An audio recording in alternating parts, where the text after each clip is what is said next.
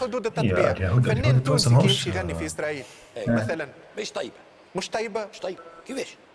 شو يخرج يمشي يغني في اسرائيل؟ شو إيه تو القرار اللي صدرتوا فيه حيثته ولا ستار بركه؟ ما عندوش محايد فيه سيدي. ما عندوش معنى قانوني. عملت انت.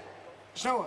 انت استدرت في قرار. انا شطبته ساعه من قائمه تو انت يا شيخ عبد الفتاح اعطيته فتوى، اعطيته فتوى. لا ما انت اعطيته يعني لا تغذيه قانونيه. ما نعرفش القانون يسمح لك بشطبه ام لا.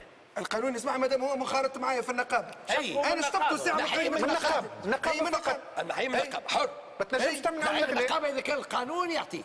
بطبيعه الحال. انت شنو امين القانون عام؟ الداخلي انا نقيب فنانين كاتب عام النقابه ترى ما التونسيه يعرفش. لقطاع الموسيقى. باهي قراراتك هو تتخذ بالشيء. في Secrétaire général du syndicat tunisien du secteur de la musique. شرفنا. اهلا وسهلا.